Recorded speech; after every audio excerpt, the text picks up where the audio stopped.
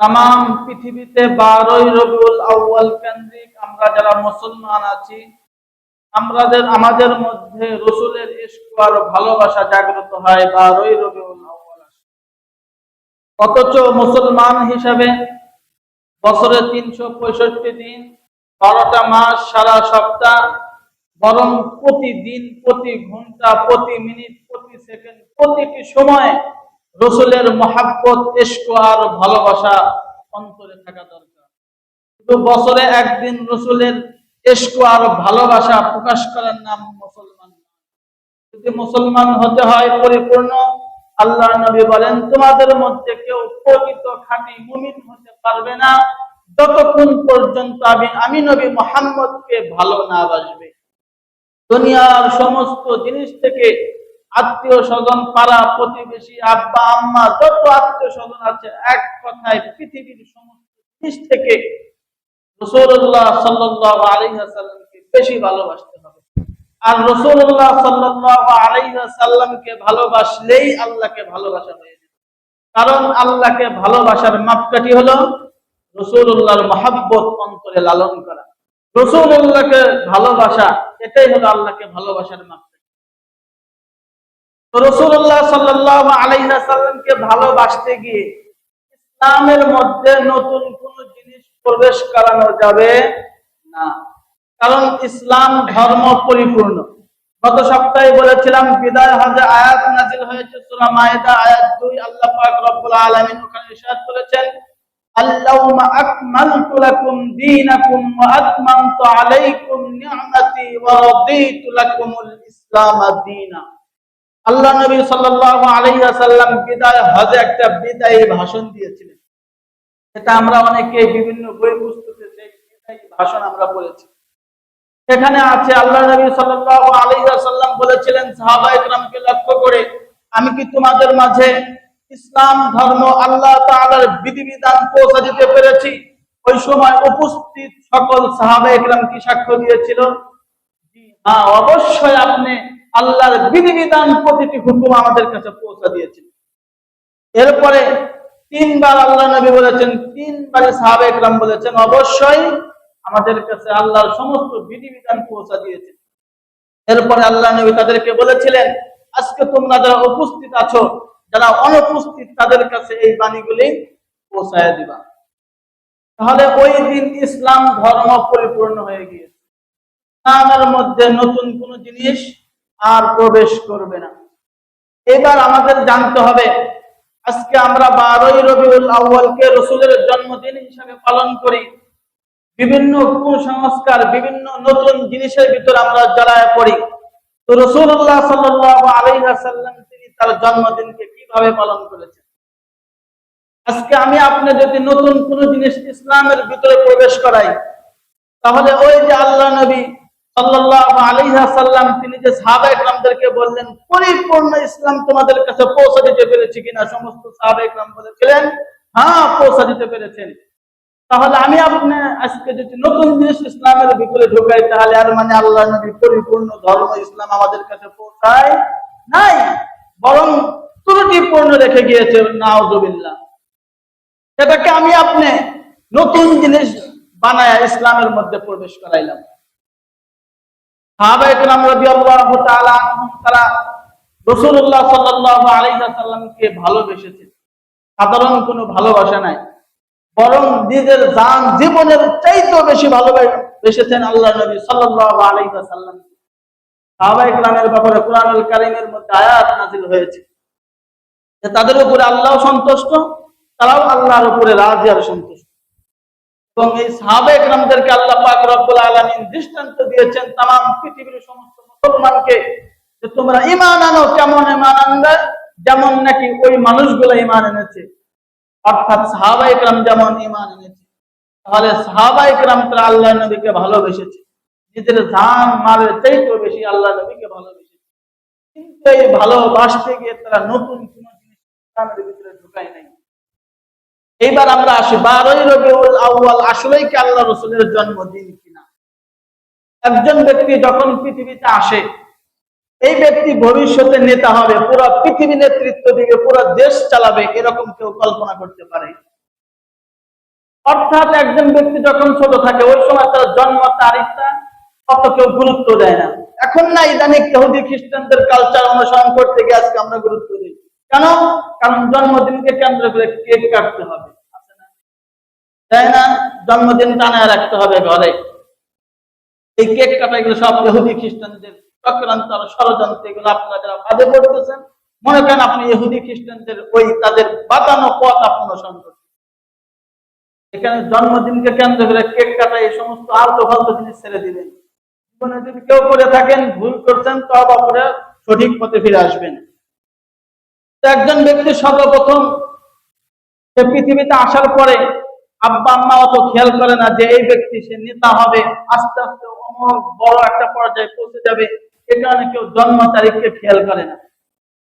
তো আল্লাহ নবী সাল্লাল্লাহু আলাইহি ওয়াসাল্লাম যখন তিনি পৃথিবীতে আসছেন, আসার পরে তার জন্ম তারিখ, তিনি যে একজন বিশ্ব নবী হবে, তামাম পৃথিবীর সর্বশেষ নবী হবে, এই কথা কিন্তু সর্বপ্রথম তিনি জানতে পারে নাই। তার কারণে তার তারিখটা ওইরকম ভাবে কেউ সংরক্ষিত করে নাই, তার জন্ম তারিখ। এই কারণে তার জন্ম তারিখের মধ্যে মতনৈক্য। তবে 12ই রবিউল আউয়াল আল্লাহ রাসূলের ইন্তেকাল, এই ব্যাপারে কারো কোনো দ্বিমত নাই, কারো কোনো দ্বিমত নাই। কারণ একজন ব্যক্তি যখন বিশ্বনবী হয়ে যায়, বিশ্বনবী হওয়ার পরে তার মৃত্যু তারিখকেও ভুলে যায়, তাহলে 12ই রবিউল আউয়াল আল্লাহর রাসূলের মৃত্যু, এ ব্যাপারে কোনো সন্দেহ নাই। নিশ্চিত আল্লাহ রাসূলের মৃত্যু 12ই রবিউল আউয়াল। কিন্তু 12ই রবিউল আউয়াল আল্লাহ রাসূলের জন্ম কিনা, এই ব্যাপারে কি আছে? মতনৈক্য আছে। ইসলামী ইতিহাস, সমস্ত ইতিহাস ভোলা যাবে না। ইতিহাস আপনাকে পথ দেখাবে। এখানে প্রতিটি জিনিসের ইতিহাস স্মরণ রাখতে হবে। ইসলামী ইতিহাসের একটা কিতাব আছে আরবি খণ্ডতে লেখা, আল বিদায়া ওয়ান নিহায়া, 2 নম্বর খণ্ড 483 নম্বর পৃষ্ঠা। এই ইতিহাসের লেখক আল্লামা ইমাদউদ্দিন ইবনে কাসির রাহমাতুল্লাহি আলাইহি, যিনি নাকি কোরআনুল কারীমের তাফসীর করেছেন। তাফসীরের ক্ষেত্রে যে কিতাবগুলি আছে তার মধ্যে সর্বশ্রেষ্ঠ তাফসীর হলো ইবনে কাসির। এই কিতাবের লেখক একটা কিতাব লিখেছেন আল বিদায়া ওয়ান নিহায়া। আল বিদায়া ওয়ান নিহায়া 2 নম্বর খণ্ড 483 নম্বর পৃষ্ঠার এখানে মুসান্নিফ উল্লেখ করেন, তিনি বলেন আল্লাহ নবী সাল্লাল্লাহু আলাইহি ওয়াসাল্লামের জন্ম কত তারিখে, এই নিয়ে 7টা মত পাওয়া যায়। কয়টা? 7টা মত পাওয়া যায়। এর মধ্যে 1 number 2 Rabiul Awal, 2 number 8 Rabiul Awal, 3 number 10 Rabiul Awal, 4 number 12 Rabiul Awal, 5 number 17 Rabiul Awal, 6 number Rabiul Awal মাস বাকি থাকার 7 দিন আগে, 8 দিন আগে আল্লাহ নবী সাল্লাল্লাহু আলাইহি ওয়াসাল্লাম জন্মগ্রহণ করেছেন। 7 নাম্বার মত হলো 17ই রমজান আল্লাহ নবী সাল্লাল্লাহু আলাইহি ওয়াসাল্লাম জন্মগ্রহণ করেছেন। তবে এর মধ্যে 3টা মত হলো প্রাধান্য রাজেহ, অর্থাৎ 3টা মত হলো গ্রহণযোগ্য। 8, 12, 17, 8, 12, 17 এই 3টা মত গ্রহণযোগ্য। এই 3টা দিনের যে কোনো একদিন, এই 3টা তারিখের যে কোনো এক তারিখ। তাহলে আল্লাহ নবী সাল্লাল্লাহু আলাইহি ওয়াসাল্লামের জন্ম তারিখ 12ই রবিউল আউয়াল, এটা নিশ্চিত না, শিওর না। কিন্তু 12ই রবিউল আউয়াল আল্লাহ রাসূলের ইন্তেকাল, এই ব্যাপারে কারো কি নাই? কোনো সন্দেহ নাই।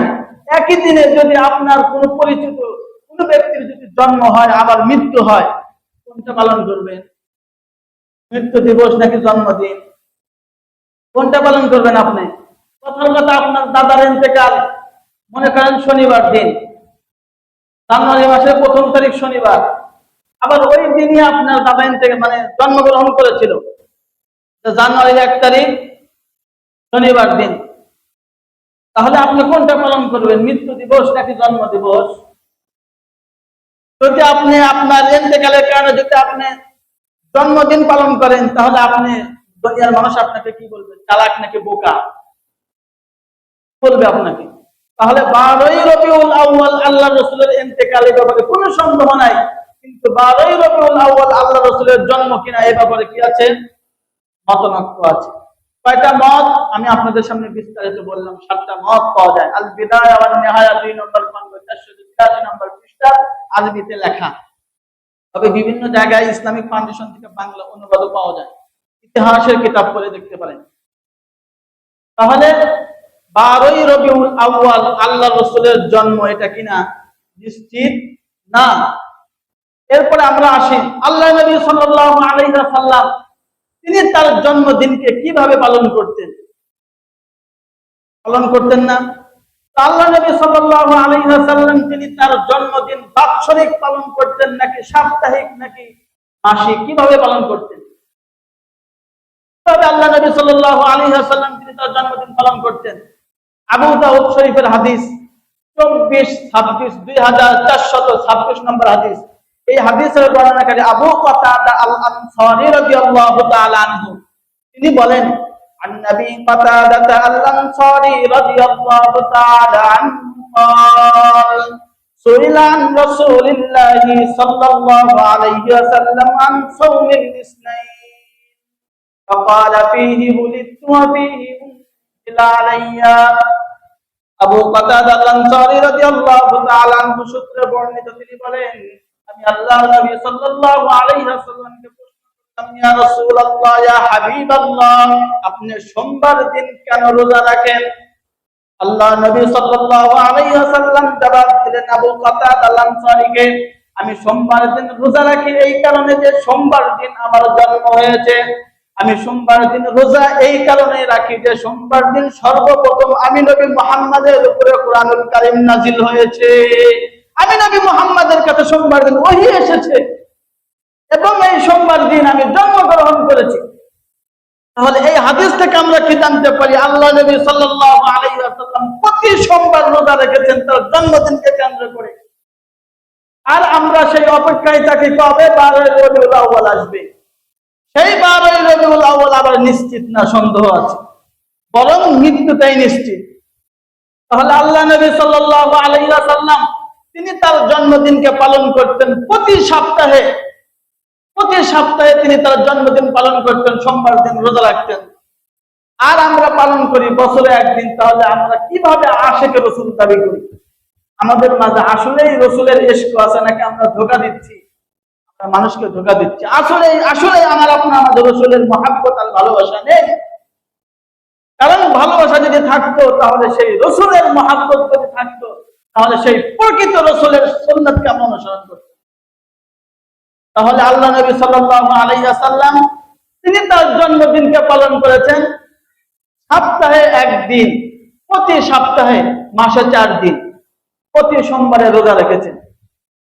তাহলে এটা আমরা যে গতানুগতিক পদ্ধতিতে আমরা পালন করি, এই পদ্ধতি কবে থেকে আসলো? মনে প্রশ্ন জাগে না? ওই ইতিহাসের কিতাবের মধ্যে লেখা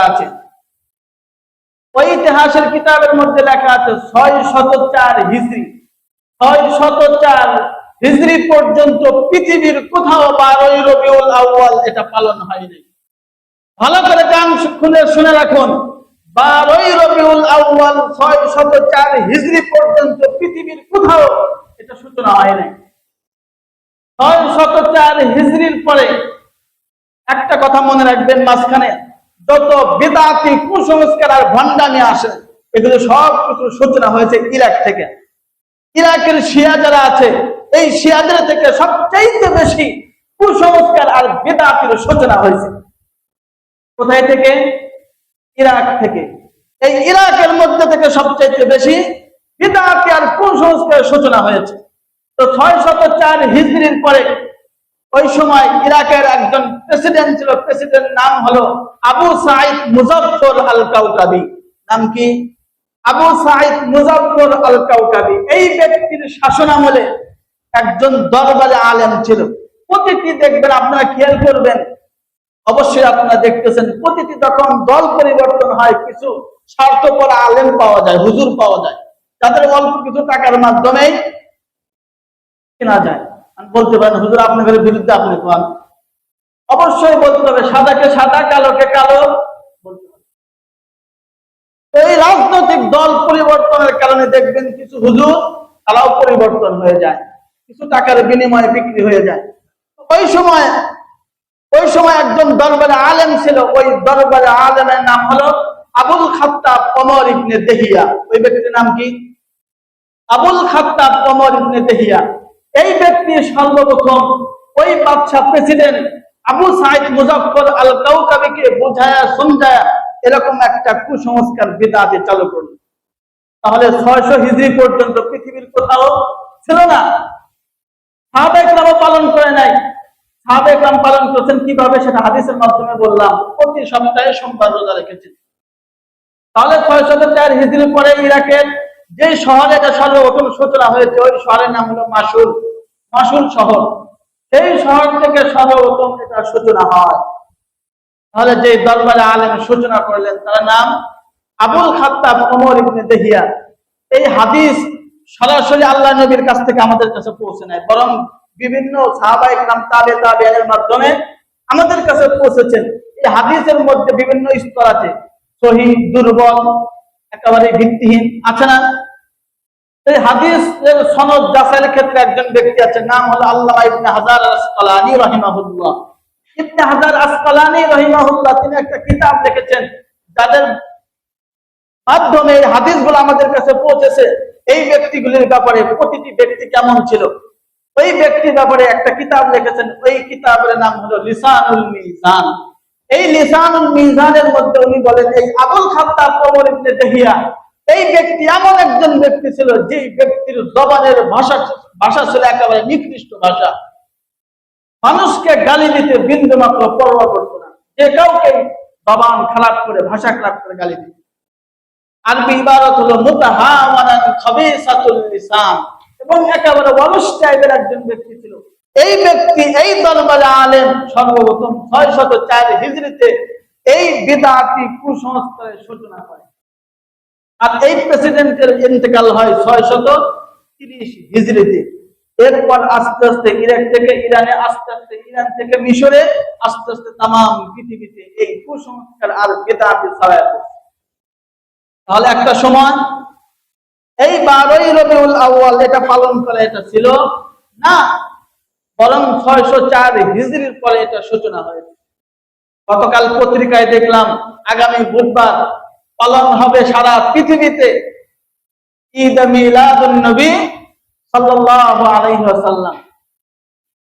এটা আপনারা আওয়াজ দিয়ে বলেন কি নাম? ঈদ মিলাদুন নবী সাল্লাল্লাহু আলাইহি ওয়াসাল্লাম। এবার আমার প্রশ্ন, আমরা যারা মুসলমান আছি আমাদের বছরে ঈদ কয়টা?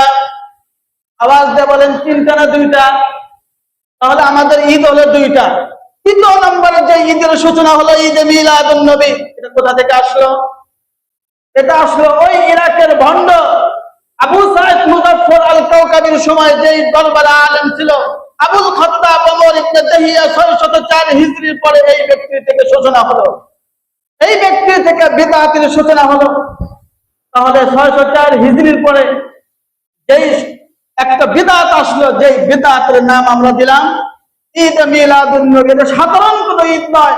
আপনারা বিভিন্ন শহরে গলিতে চলবেন, দেখবেন ফ্লাইওভারের সাথে লাল রং দিয়ে, কালা রং দিয়ে ওখানে লেখা আছে সাইয়্যিদুল আয়াত শরীফ। সাধারণ কোনো ঈদ নয়, বরং সকল ঈদের সেরা ঈদ লেখা আছে না, সাইয়্যিদুল আয়াত শরীফ। এটা হলো আরবি সাইয়্যিদুল আয়াত, অর্থাৎ সকল ঈদের সেরা ঈদ। তাহলে ঈদ মিলাদুন নবী নাম দিল সকল ঈদের সেরা ঈদ, যে ঈদের কোনো সূচনাই রাসূলের যুগে ছিল না, সাহাবায়ে কেরামের যুগে ছিল না, 600 হিজরি পর্যন্ত ছিল না। 600 হিজরির পরে এসে আমরা সূচনা করলাম সকল ঈদের সেরা ঈদ। এটা কি নিশ্চয় ভণ্ডামি নাকি ভালো জিনিস? ভণ্ডামি। তাহলে 3 নম্বর ঈদ বলতে কোনো ঈদ ইসলামে নেই। ঈদ হলো 2টা। আল্লাহ নবী সাল্লাল্লাহু আলাইহি ওয়াসাল্লাম মক্কাতে থাকার পরে মক্কা থেকে হিজরত করে মদিনায় গেলেন। যাওয়ার পরে সেখানে যায় দেখলেন মদিনাবাসী তারা বছরে 2 দিন আনন্দ উদযাপন করে। তা আল্লাহ নবী সাল্লাল্লাহু আলাইহি ওয়াসাল্লাম মক্কা থেকে হিজরত করে মদিনায় গেলেন। মদিনায় যাওয়ার পরে সেখানে আল্লাহ নবী সাল্লাল্লাহু আলাইহি ওয়াসাল্লাম দেখতে পেলেন মদিনাবাসী তারা বছরে 2 দিন আনন্দ উদযাপন করে। 2 দিন তারা আনন্দ উদযাপন করে। আল্লাহ নবী সাল্লাল্লাহু আলাইহি ওয়াসাল্লাম মদিনাবাসীকে জিজ্ঞাসা করলেন, তোমরা এই 2 দিন কিসের আনন্দ উদযাপন করো? আবু দাউদ শরীফের 1134 নম্বর হাদিস। এই হাদিসের বর্ণনাকারী আবু কাতাদা আল্লাহ রাদিয়াল্লাহু তাআলা আনহু। তিনি বলেন النبي قتادة الأنصاري رضي الله تعالى عنه قال قدم رسول الله صلى الله عليه وسلم المدينة আবু কাতাদা আল-আনসারী রাদিয়াল্লাহু তাআলা আনহু সূত্রে বর্ণিত তিনি বলেন আল্লাহ নবী সাল্লাল্লাহু আলাইহি ওয়াসাল্লাম মক্কা থেকে হিজরত করে মদিনায় গেলেন। যাওয়ার পরে দেখলেন ওয়ালাহুম ইয়াওমান ইয়ালাবুনা, তারা বছরে 2 দিন খেলা করে, 2 দিন আনন্দ উদযাপন করে। ফাকালা মা হাযানিল ইয়াওমান, আল্লাহ নবী সাল্লাল্লাহু আলাইহি ওয়াসাল্লাম তাদেরকে প্রশ্ন করলেন এই 2 দিন তোমরা কিসের আনন্দ উদযাপন করো? মা হাযানিল ইয়াওমান ক্বালু কুননা নালআবু ফীহিমা ফিল জাহিলিয়া, ওই জাহিলি ব্যক্তিরা তারা জবাব দিল এই যে আমরা 2 দিন আনন্দ উদযাপন করি এটা আজকে নতুন নয়, বরং আমাদের বাপ দাদা পূর্বপুরুষ থেকে বছরে 2 দিন আনন্দ উদযাপন আমরা করে আসতেছি। নতুন আমরা আবিষ্কার করি না, বরং আমরা আমাদের বাপ দাদার সূত্রে এই 2 দিন বছরে পেয়েছি। فقال ما هذان اللومان قالوا كنا نلعب فيهما في الجاهلية فقال رسول الله صلى الله عليه وسلم إن الله قد أبد لكم بهما। এরপর আল্লাহ নবী সাল্লাল্লাহু আলাইহি ওয়াসাল্লাম সাহাবায়ে কেরামকে বললেন ও আমার সাহাবায়ে কেরাম, নিশ্চয় আল্লাহ পাক রব্বুল আলামিন তোমাদেরকে এই 2 দিনের পরিবর্তে অন্য 2 দিন দিয়েছেন, ইয়াউমুল আযহা ওয়া ইয়াউমুল ফিতরি। একটা হলো ঈদুল আযহা আর একটা হলো ঈদুল ফিতর। 2টা ঈদ তোমাদেরকে দেওয়া হলো, একটা হলো ঈদুল আযহা যেটাকে আমরা কুরবানি ঈদ বলি, আর একটা ঈদুল ফিতর যেটাকে আমরা রমজানের রোজার ঈদ বলি। তাহলে মুসলমানদের ঈদ কয়টা? 2টা। 3 নম্বরে যে ঈদের সূচনা হলো ঈদে মিলাদুন নবী, এটা 604 হিজরির পরে যে ব্যক্তির মাধ্যমে সূচনা হলো ওই ব্যক্তি ভণ্ড, কুসংস্কার, বিদআতে। আগেই বলেছি ইসলাম ধর্ম বিদায় হতে পরিপূর্ণ হয়ে গেছে, নতুন কোন জিনিস ইসলামের ভিতরে ঢোকানোর সুযোগ নেই। 604 হিজরির পরে আর কোন নতুন জিনিস ঢোকানোর সুযোগ ছিল? আল্লাহ নবী যখন দুনিয়া থেকে বিদায় নিয়ে চলে গেছেন ওহীর দরজা বন্ধ, নাকি তারপরে কোন সাহাবে কেরামের কাছে জিবরাইল আসছে, কোরআন নাযিল হয়েছে, তারপরেও হাদিস আসছে। আল্লাহ নবী দুনিয়া থেকে চলে গেছেন, এরপর হাদিসের দরজাও বন্ধ, কোরআনের দরজাও বন্ধ। তাহলে এই 3 নম্বরের যে ঈদ আমরা নাম দিলাম ঈদে মিলাদুন নবী, এই ঈদের সূচনা ওই 604 হিজরির পরে আবুল খাত্তাব ওমর ইবনে তাহিয়া এই ব্যক্তির মাধ্যমেই সূচনা হয়। এরপরে মিলাদ শব্দের অর্থ কি? ভালো করে এটা আমরা ভালো করে খেয়াল করি। মিলাদ শব্দের অর্থ কি? মিলাদ শব্দের অর্থ হলো জন্ম। মিলাদ শব্দের অর্থ কি? জন্ম। এখন যদি কেউ বলে হুজুর আজকে নামাজের পরে আমার বাড়িতে মিলাদ আছে, তার মানে কি? হয়তো আপনার ঘরে কেউ সন্তান প্রসব করবে, তাই তো? আপনার ঘরে কোনো সন্তান ভূমিষ্ঠ হবে, দুনিয়াতে আসবে, এটাই তো। মিলাদ শব্দের অর্থ হলো জন্ম। আবার বলেন মিলাদুন নবী, মিলাদ শব্দের অর্থ জন্ম, আর নবী মানে নবী মুহাম্মদ সাল্লাল্লাহু আলাইহি ওয়াসাল্লাম, অর্থাৎ মিলাদুন নবী অর্থাৎ নবী সাল্লাল্লাহু আলাইহি ওয়াসাল্লামের জন্ম। তাহলে ঈদে মিলাদুন নবী যারা নাম দিয়েছে অর্থাৎ আনন্দ উদযাপনের দিন, তবে মিলাদুন নবী রাসূলের জন্মদিনকে কেন্দ্র করে মিলাদ আনন্দ উদযাপনের দিন। তাহলে মিলাদ শব্দের অর্থ কি? জন্ম, আর নবী মানে নবী মুহাম্মদ সাল্লাল্লাহু আলাইহি ওয়াসাল্লাম। এখন যদি কেউ আমাকে আপনাকে প্রশ্ন করে আপনারা কি মিলাদ মানেন না, কি বলবেন? অবশ্যই মিলাদ মানি। আল্লাহ রাসূলের জন্ম হয়েছে, তিনি একজন বিশ্ব নবী, এটা অবশ্যই আমরা মানি। তবে এই যে মিলাদুন নবী যে সমস্ত বিদআত আর কুসংস্কার আছে এগুলো আমরা মানি না, কারণ এগুলো পূর্বে ছিল না। 600 হিজরি পর্যন্ত পৃথিবীতে ছিল না, 600 হিজরির পরে এগুলো নতুন আবিষ্কার হয়েছে। তাহলে ঈদ মিলাদুন নবী যে 3 নম্বর পত্র পত্রিকায় লেখা হয় ঈদ, এবং বিভিন্ন ফ্লাইওভার ভিলেজের সাথে লেখা হয় ঈদ, এই 3 নম্বর ঈদ এটা মুসলমানের না, বরং যারা ভণ্ড তাদের জন্য 3 নম্বর ঈদ, তাদের জন্য 3 নম্বর এই ঈদটা। মুসলমানের ঈদ হলো 2টা, একটা ঈদুল আযহা, একটা ঈদুল ফিতর, একটা কুরবানি, একটা রোজার ঈদ। তাহলে যে ইতিহাস আমি আপনাদের সামনে বললাম, বুঝতে পেরেছেন? কোনো অস্পষ্ট আছে? আশা করি কোনো অস্পষ্ট থাকার কথা নয়। এরপরেও যদি আপনাদের মনে কোনো প্রশ্ন থাকে তো হুজুর এই বিষয়টা বুঝি নাই, আরেকটু বুঝায়া বলেন, নামাজের পর আমাকে বলবেন, ইনশাআল্লাহ বুঝায়া বলবো, কোনো সমস্যা নাই। আমি একেবারে ফ্রি মানুষ, যে কোনো সময় যে কোনো প্রশ্ন করবেন, কোনো সমস্যা নাই, ভয় পাওয়ার কোনো কারণ নেই। প্রশ্ন করবেন, সমাধান পাবেন। তাহলে এতদিন যে আমরা 3 নম্বর ঈদ হিসাবে তাকে আমরা স্বীকৃতি দিলাম, এটা কিন্তু ওই সময়ের রসুলের যুগ থেকে আসা নয়, বরং আমার আপনার মাধ্যমে একজন ভণ্ড ব্যক্তি এগুলো ছড়ায় দিতে চায়, সমাজের মাধ্যমে এগুলো বিশৃঙ্খলা সৃষ্টি করতে চায়। এই সমস্ত ভণ্ডামি থেকে আল্লাহ পাক আমাদেরকে হেফাজত করুন এবং প্রকৃত পক্ষে রসুলের আশিক রসুল, সেই আশিক রসুল হওয়ার তৌফিক দান করুন। আজকে আমরা বছরে একদিন কি করি, আশিক রসুল দাবি করি। এটা আসলে রসুলের প্রতি এশক আর ভালোবাসা না। আশিক একদিনে হয় না, বরং সারা মাস, সারা সপ্তাহ, সারা দিন, সারাটা বছর রসুলের এশক আর ভালোবাসা রাখতে হবে। তাহলেই না আমি একজন প্রকৃত আশিক রসুল হতে পারবো।